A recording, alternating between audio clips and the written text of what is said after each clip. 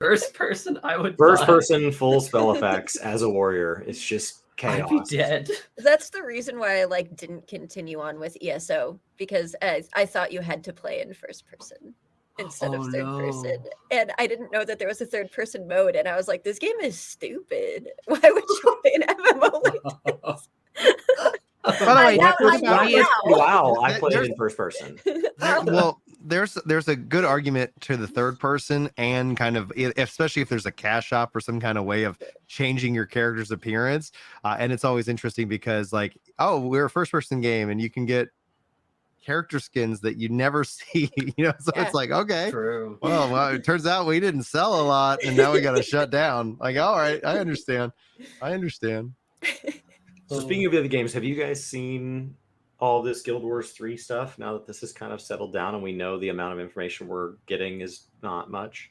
Yes, and how people like when potatoes can still see an image and do like a 3-hour video about what's going to be happening in the Guild Wars 3 game. So you guys can correct me if I'm wrong, but I think the TLDR here, to catch anybody up who's not aware, is in an investor meeting, there were investors that feel like they're not getting the same return they expected. They invested a lot of money to combine a bunch of studios under one name, to give it a stronger edge, especially in the American market, and that they have not gotten the return that they expected on their investment.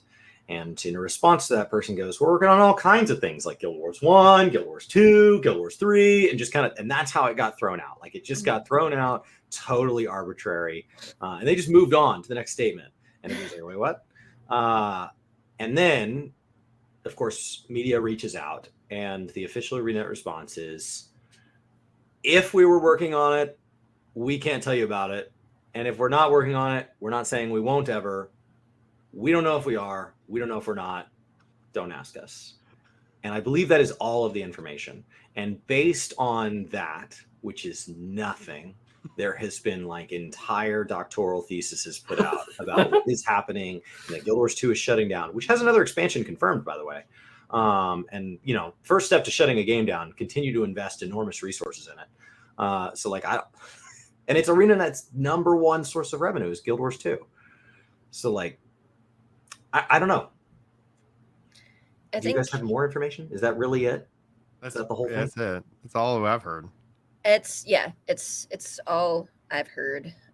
But I would say that if there was a Guild Wars 3, it would be nice to actually touch on the Guild Wars instead of all of the things that happened afterwards. Because even in Guild Wars 1, it's still kind of just like a part of the lore.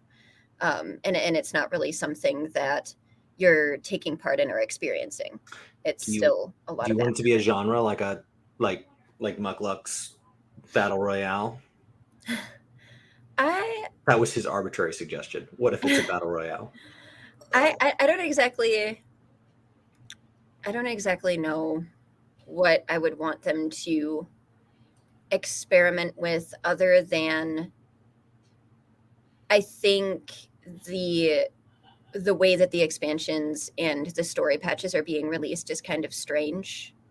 And for me, coming from other games like, World of Warcraft and Final Fantasy XIV, I would rather still have a bigger expansion that is actually hyped up throughout a certain amount of time with actual dev chats and actual like social media promotion.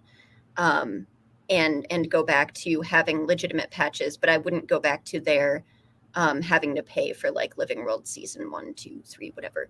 I think that those should be included in the expansion. I think they're the current, and I know that people are happy with it, but I think the current expansions for me aren't really expansions. They're just large story patches, and I just think that they're strange.